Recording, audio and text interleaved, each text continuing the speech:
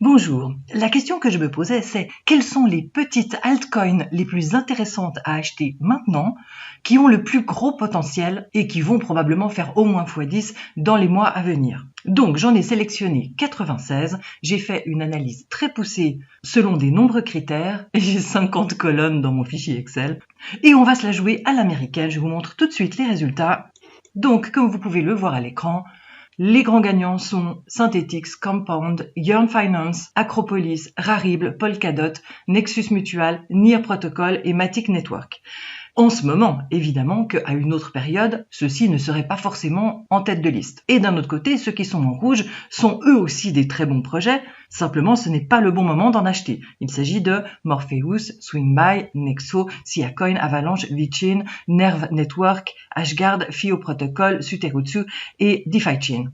Vous voyez dans la deuxième colonne le market cap, et plus le chiffre est élevé, plus ça signifie qu'il s'agit d'une crypto qui a une petite capitalisation, et donc le prix va bouger plus rapidement parce qu'il y a besoin d'une plus faible masse monétaire pour faire bouger le prix. Donc, celles qui vont probablement le plus bouger en pourcentage sont Acropolis, Rarible et Nexus Mutual. Et maintenant, vous vous demandez comment j'ai obtenu ces résultats.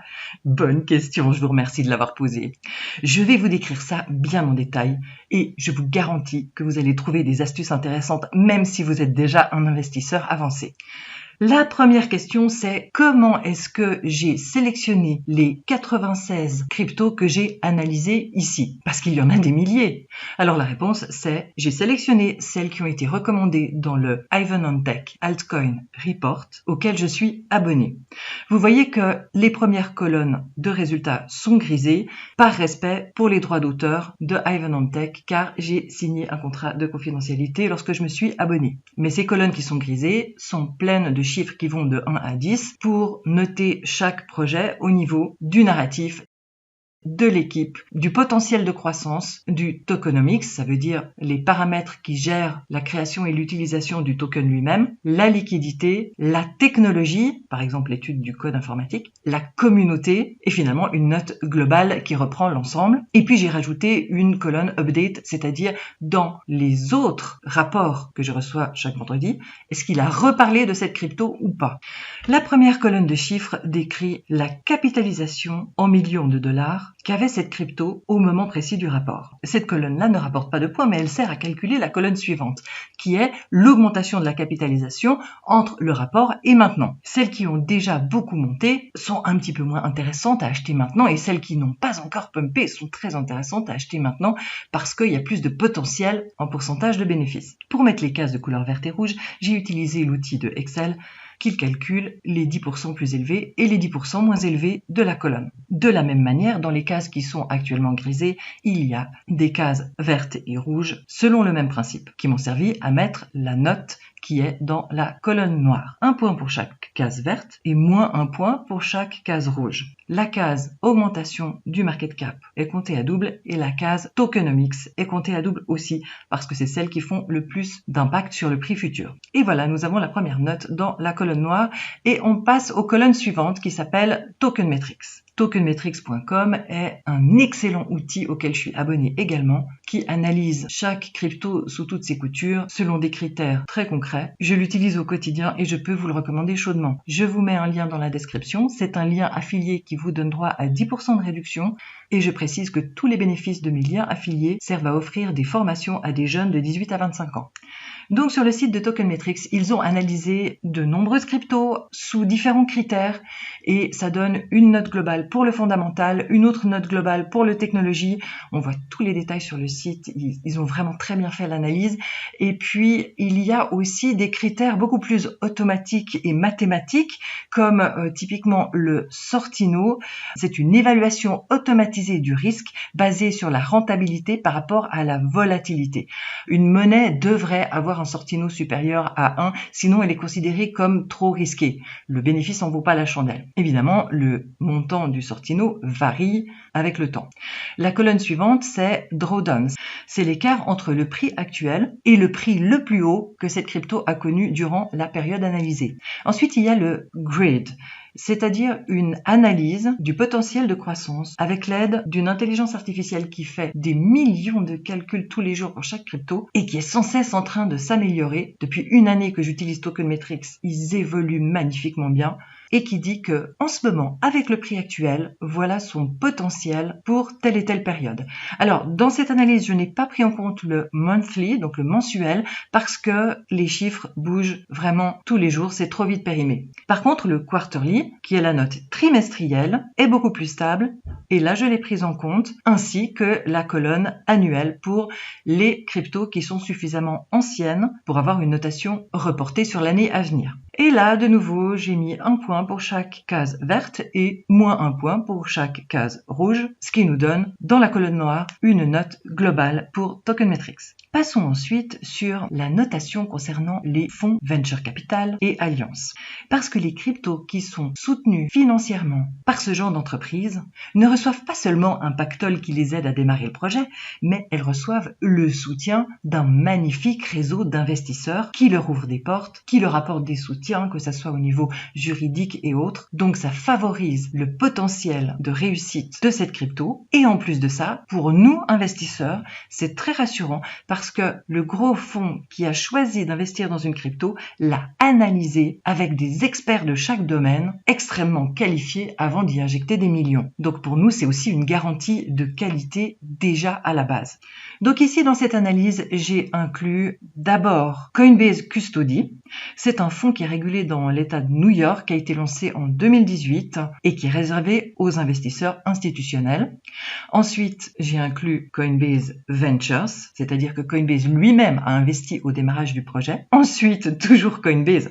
Il faut dire que Coinbase a énormément de crédits auprès des gros investisseurs. Donc là, il s'agit de Coinbase Index Fund, qui est un fonds qui est réservé aux investisseurs à partir de $250,000 et il contient un panier de toutes les cryptos de Coinbase Pro. Donc en fait, ce sont toutes les cryptos qui sont sur Coinbase. Parce que franchement, le fait d'être sur Coinbase ouvre la porte à des investisseurs qui mettent des gros montants. Ensuite, Binance Launchpad. Il s'agit d'une plateforme de lancement pour les nouvelles cryptos mise en place par Binance. Et là aussi, c'est une magnifique découvrabilité, ce qui veut dire que de nombreuses personnes ont découvert cette crypto-là grâce à la promotion de Binance, qui a une force de frappe marketing absolument gigantesque.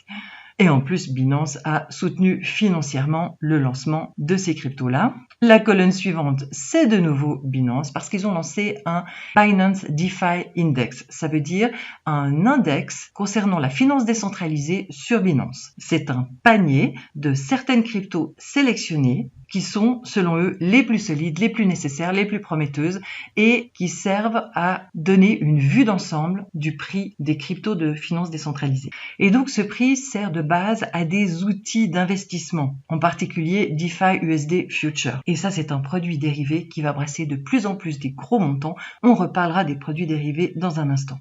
Ensuite, nous avons Anchorage, qui est un venture capital, donc un investisseur qui aide des très jeunes projets pas encore lancés en leur donnant un financement de départ en échange de parts d'entreprise et ou d'une portion des cryptos. Donc les venture capital prennent énormément de risques parce qu'il y a beaucoup de jeunes projets qui disparaissent comme dans n'importe quelle catégorie d'entreprise. Et en échange, ces entreprises de venture capital font facilement 1 x 100 ou 1 x 1000 sur leur investissement si le projet réussit bien. Et là, j'ai sélectionné les venture capital qui ont le mieux réussi dans un passé proche, qui ont lancé vraiment les meilleurs projets crypto. Parce que ça veut dire que non seulement ils ont faim né, mais en plus, ils les ont bien accompagnés pour les aider à réussir. Donc, nous avons Anchorage, ensuite Panthera Capital, et ensuite, dans la colonne divers, j'ai mis ceux qui ont été lancés par CoinList, ceux qui ont été financés par Three Arrows Capital, qui est un autre VC fund, ceux qui ont été financés par la Binance DeFi Fund, qui est encore un autre fonds dédié à la finance décentralisée de Binance. Et finalement, dans la colonne de droite, lorsqu'ils ont fait une alliance avec Chainlink. Chainlink est un oracle qui permet à une blockchain d'obtenir des données de grande qualité, parce que si une blockchain n'a pas d'oracle, elle est aveugle et sourde, ou alors elle accepte des données sans les vérifier, ce qui est à éviter absolument. Et Chainlink est actuellement le meilleur des oracles. C'est aussi le plus onéreux. Lorsqu'une crypto utilise les données de Chainlink, elle doit payer des frais au fur et à mesure en échange de ce service. Et donc, celles qui choisissent de faire un partenariat avec Chainlink pour obtenir les données de qualité sont des blockchains qui nous donnent un très bon gage de qualité et de longévité. Et là, dans la colonne noire, vous voyez la note finale de cette rubrique fonds et alliances. Et là, j'ai mis 2 points par case verte parce que ce sont des critères vraiment importants. Ensuite, nous arrivons sur une section pour laquelle j'ai extrait les données de CoinMarketCap. Donc, je me suis connecté à leur API pour injecter les données de 4500 cryptos dans un énorme fichier Excel pour éviter de devoir remplir chaque case à la main. Et j'ai fait l'import le 27 décembre. Dans la colonne Market Cap, les chiffres qui sont en italique n'avaient pas de Market Cap indiqué par CoinMarketCap. C'est-à-dire qu'il y avait un point d'interrogation. Dans ces cas-là, j'ai pris le Market Cap sur l'outil concurrent qui est CoinGecko. Et là, on a un avantage par rapport à la découvrabilité.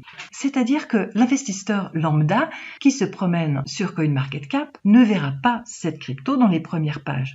Bien sûr, CoinMarketCap va finir par indiquer quelle est la capitalisation de cette crypto. Mais en attendant, si on en a acheté auparavant, on est venu avant la foule et donc on a pu l'acheter à un prix nettement plus bas. Donc ça nous donne un avantage. Sinon, dans cette colonne, j'ai simplement mis les cases vertes sur les 10% plus petits et les cases rouges sur les 10% plus gros parce qu'évidemment, lorsque le market cap est très élevé, il faut beaucoup plus de millions pour faire bouger le prix que lorsque le market cap est tout petit. Et celle qui était à la fois en italique, donc pas bien référencée sur CoinMarketCap, et verte, c'est-à-dire dans les plus petites, eh bien celles-là, je les ai entourées en noir plus épais et je leur ai carrément doublé les points. Cette colonne vaut 3 points, c'est-à-dire que dans la colonne noire du total, j'ai compté plus 3 points pour les cases vertes et moins 3 points pour les cases rouges, en doublant la note pour les 3 cryptos qui sont entourés de noir. Ensuite, nous avons la colonne du volume sur 24 heures qui ne sert pas à donner une note, mais qui sert à faire le calcul de la colonne suivante qui est le volume sur la capitalisation. Parce que c'est logique qu'une grosse crypto ait beaucoup plus de volume de transactions quotidien qu'une petite crypto. Et donc, la division m'a donné un pourcentage. J'ai mis en vert celles qui ont le meilleur rapport entre la liquidité et la capitalisation. J'ai mis en rouge celles qui ont vraiment une très faible liquidité, c'est-à-dire très peu de volume de transactions quotidien. Parce que ça veut dire qu'ils ont une petite communauté et ça veut dire que si on veut en acheter un certain montant, on risque de faire nous-mêmes bouger le prix. Mais j'ai donné seulement un point à cette colonne parce que on peut très bien trouver des arguments dans le sens inverse, c'est-à-dire qu'il est intéressant d'investir dans une crypto qui n'est actuellement pas sous les feux des projecteurs parce que c'est là qu'on fait des bonnes affaires. La colonne suivante est une indication fournie par CoinMarketCap sur la variation du prix de cette crypto sur les 7 derniers jours. Par exemple, si on voit 18, ça veut dire que cette crypto a vu son prix augmenter de 18% dans la semaine écoulée. Donc là, au niveau des points, on récompense celles qui ont baissé et on pénalise celles qui ont monté, puisque évidemment, celles qui ont baissé sont en vente à prix discount en ce moment. La colonne suivante indique le nombre de paires. Sur les différents exchanges, cette crypto est en vente, par exemple contre Bitcoin, contre Ethereum, contre USDT. Et donc, chaque fois, ça fait des paires, plusieurs par exchange, et ça nous donne un total. De nouveau, les plus grosses cryptos ont généralement plus de paires. Donc, j'ai calculé le nombre de paires divisé par la capitalisation, ce qui nous donne un pourcentage sur la colonne suivante. Et on peut voir des petites cryptos qui ont énormément de paires, proportionnellement bien sûr, et donc qui sont en vert. Parce que ça veut dire que les exchanges ont repéré que ce sont des cryptos de qualité. Et parce qu'il y a de la liquidité, des investisseurs qui veulent faire des transactions sur ces cryptos. La colonne suivante, c'est depuis quand cette crypto est référencée sur CoinMarketCap. Donc là, il n'y a pas de case rouge. J'ai mis en vert les cryptos qui datent de 2017 et auparavant, parce que celles qui ont survécu pendant la période où les prix étaient bas ces 2-3 dernières années ont fourni des résultats. Elles ont développé des nouvelles versions, des nouvelles fonctionnalités. Elles ont une communauté, elles ont des outils, elles ont des applications qui tournent. Et donc, c'est quelque chose de plus solide qu'une nouvelle petite crypto qui exprime ses intentions, mais qui n'a pas forcément déjà sorti des outils de grande envergure. Alors évidemment, des fois, c'est pas forcément le cas. Mais aux yeux des investisseurs de la smart money, les gros comptes, le fait que cette crypto existe depuis longtemps est un facteur rassurant et prometteur. Dans la colonne suivante, nous avons la plateforme. ETH signifie que cette crypto est disponible dans l'environnement Ethereum. BNB signifie que cette crypto est disponible dans l'environnement Binance, c'est-à-dire Binance Chain ou Binance Smart Chain. J'ai mis Binance en couleur verte parce que c'est une entreprise qui a une énorme force de frappe au niveau marketing, au niveau qualité technique et au niveau rapidité d'exécution. Binance va soutenir les cryptos qui sont sur sa chaîne. Et même si c'est un désavantage de ne pas être sur Ethereum, dans le cas de Binance, je pense que c'est un avantage parce que ce sont des petites cryptos qui sont bon marché pour l'instant et qui ont un joli potentiel en termes de pourcentage. Les cases rouges concernent les cryptos qui ne sont pas sur la plateforme Ethereum, là où se trouve tout l'argent en ce moment, ni sur la plateforme Binance, avec un magnifique soutien de Binance, mais qui se trouvent sur d'autres plateformes. Des fois, ils ont leur propre blockchain. Dans le pire des cas, ils travaillent en silo et ils sont pas compatibles avec les autres. Ou alors, ils sont sur EOS et sur Neo, qui sont des très bonnes plateformes. C'est juste que pour le moment, c'est pas là que se trouve l'argent. Et pour le moment, ça réduit le potentiel de pourcentage de croissance. Ce sont donc les cases qui sont ici en rouge. Comme c'est un critère important, celui-ci est compté à double. Chaque case verte vaut plus de points, chaque case rouge vaut moins de points. Les 9 colonnes suivantes concernent les tags. Ce sont des étiquettes que CoinMarketCap a mises pour dire dans quelle catégorie se trouve cette crypto. Et là, on est en lien avec le narratif. Si un investisseur s'intéresse à investir dans telle et telle crypto, il va dire « Ok, elle sert à quoi? Elle fournit un logiciel qui fait quoi concrètement ?» Et ça, c'est le narratif. Si le narratif est bon, qu'il concerne quelque chose qui est à la mode, qui est actuellement sous les feux des projecteurs, qui est considéré par la communauté des investisseurs comme un outil nécessaire, alors ça augmente énormément les probabilités de bénéfices financiers dans les semaines et les mois à venir.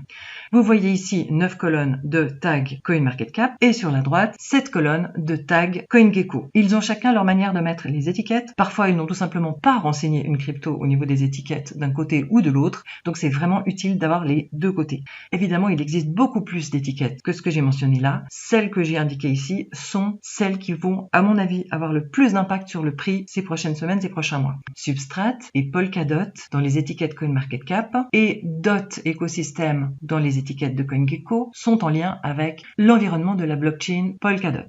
Et Polkadot est un environnement très très prometteur qui a été créé par le cofondateur d'Ethereum, qui répond à un vrai besoin d'interopérabilité. On ne peut plus travailler en silo. Moi, je guette l'arrivée de Polkadot depuis l'été 2019 et quand il est sorti en 2020, j'en ai acheté immédiatement à bas prix et c'était une bonne affaire. Et maintenant, il est dans le top 10 et je pense que dans un an, il sera dans le top 10. Et toutes les petites cryptos qui se construisent dans l'environnement Polkadot ne dépendent pas seulement de l'environnement Polkadot puisque le but c'est qu'elles soient interopérables avec les autres environnements, ce qui leur donne une longueur d'avance. Et donc elles sont très sexy, ce qui fait monter leur prix avec de jolis pourcentages. Donc là, nous avons entre la partie CoinMarketCap et la partie CoinGecko 3 colonnes concernées qui valent chacune 2 points. Ensuite, nous avons des deux côtés la colonne Oracle. Comme je l'ai déjà indiqué, il s'agit d'outils qui permettent d'envoyer des données de qualité dans une blockchain après avoir vérifié de manière automatisée et mathématiquement prouvable leur véracité. Ensuite, nous avons le tag Enterprise qui correspond au tag Business Platform chez CoinGecko. Il s'agit des projets qui sont dédiés aux besoins des entreprises, comme par exemple pour la supply chain, le transport de containers et de denrées à travers le monde, qui a besoin d'être sécurisé. C'est un très bon cas d'utilisation de la blockchain, par exemple. Nous avons évidemment les tags et étiquettes DeFi, c'est-à-dire concernant la finance décentralisée, des deux côtés. Et là, je vais vous parler des colonnes les plus fortement notées, c'est-à-dire 5 points par case verte, qui sont les assurances automatisées dans la blockchain. C'est tout un secteur qui s'ouvre et qui va drainer beaucoup d'investisseurs. Les NFT, non-fungible token, c'est-à-dire que chaque crypto a une valeur différente de sa voisine, contrairement par exemple à un bitcoin qui a la même valeur que le bitcoin d'à côté. Les non-fungible tokens n'ont justement pas la même valeur. Par exemple, si vous avez un tableau sur le mur, il n'aura pas la même valeur qu'un autre tableau original sur un autre mur. Un bâtiment n'a pas la même valeur qu'un autre bâtiment qui est pourtant similaire mais qui n'est pas forcément au même endroit ou pas forcément avec le même aménagement intérieur. Et maintenant, nous avons la finance décentralisée qui commence à arriver dans les non-fungible tokens. Et donc, on peut représenter un objet de la vie réelle ou un objet électronique par des tokens qui sont des NFT et c'est un marché qui va prendre beaucoup d'essor ces prochains mois. Finalement, nous avons 3 colonnes pour les dérivatifs et les produits financiers sophistiqués.